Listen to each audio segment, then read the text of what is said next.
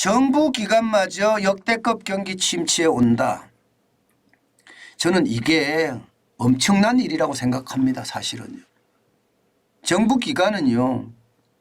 일반적으로 좀 뭐라고 해야 되나 긍정적으로 경제를 보는 게 일반적이에요.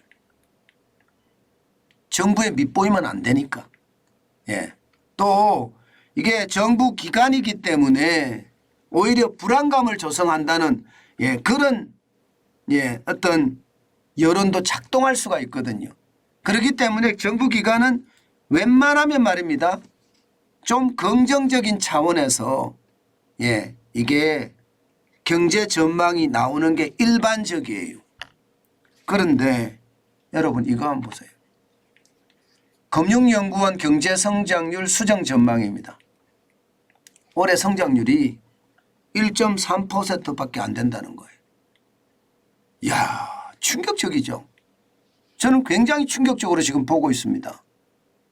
이게 당초 전망은 1.7%였거든요. 작년 11월에 전망할 때. 그런데 올 5월에는 1.3%니까 0.4%포인트를 급격하게 내렸습니다. 한국금융연구원이 정부의 국책연구기관입니다. 일반적으로 이야기할 때 여러분 국책연구기관 이러면 여러분도 잘 아는 KDI 한국개발연구원 산업연구원이 있죠. 한국산업연구원이 있습니다. 그리고 바로 금융연구원이 있습니다. 이 3대라고 이야기할 수 있거든요. 그런데 이 금융연구원에서 성장률을 1.3% 최악입니다. 최악.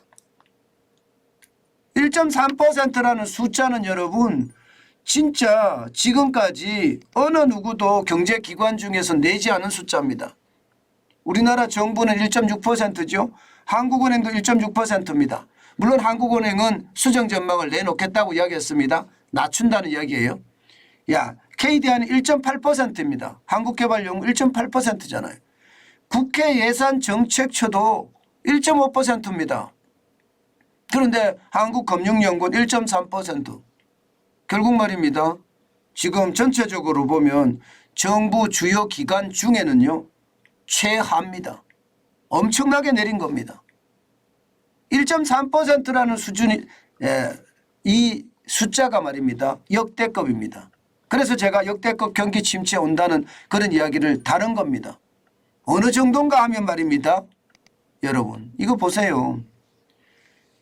우리나라 역사상 1.3%라는 숫자 이거는 6번째에 해당됩니다. 물론 말입니다. 정부가 제시한 1.6%도 6번째예요. 대한민국이 건국하기 초기 1956년에 플러스 0.0% 성장을 했던 것이 있거든요. 그때 오일 쇼크 때 외환위기 때 금융위기 때 코로나 위기 때 그다음이 지금 1.3%가 지금이라는 겁니다. 그러니까 역대급입니다. 물론 외환위기처럼 마이너스 5.1%는 아니죠.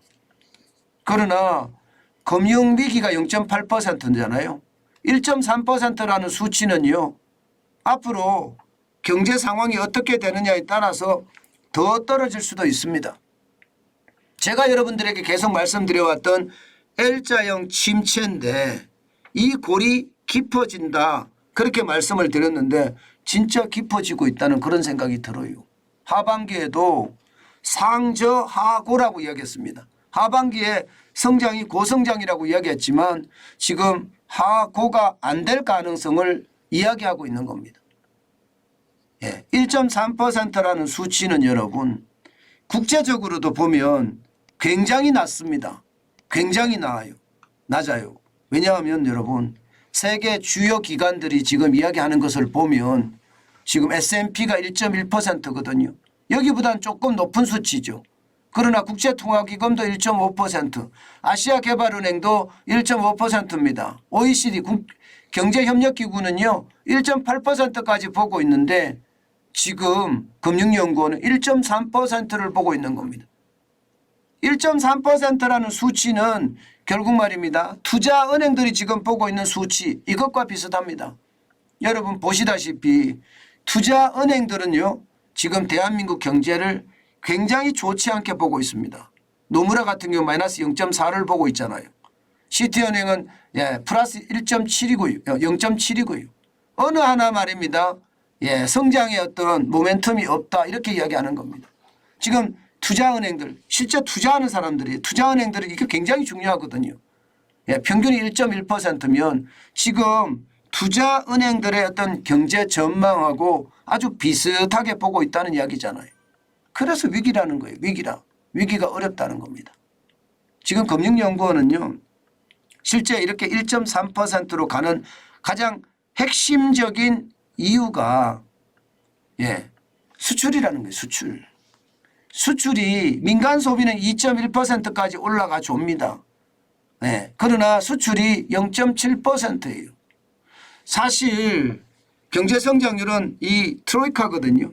민간 소비, 총 수출, 설비 투자 이 세 가지가 핵심이에요.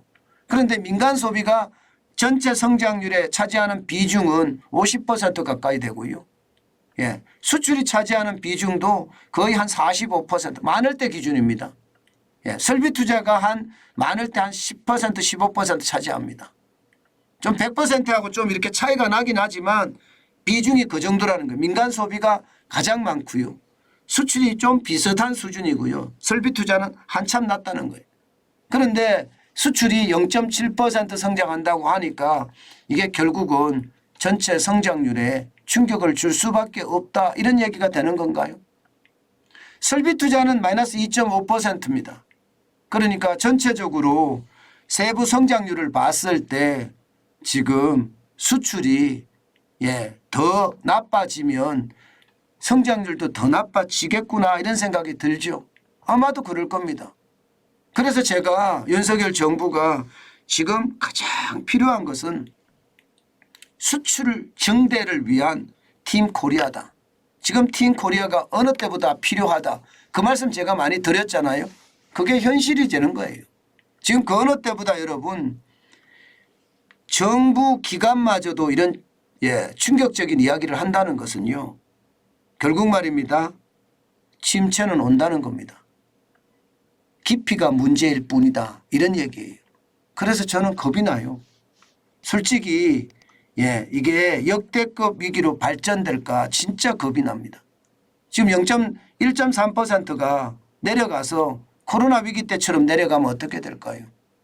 저는 그런 위기도 반드시 대응해야 되는 그런 사태라고 보고는 있지만 위기의 어떤 폭이 점점 커진다는 게 솔직히 조금 무섭습니다. 그만큼 말입니다. 상황은 좋지 않다. 그 말씀 다시 한번 올립니다.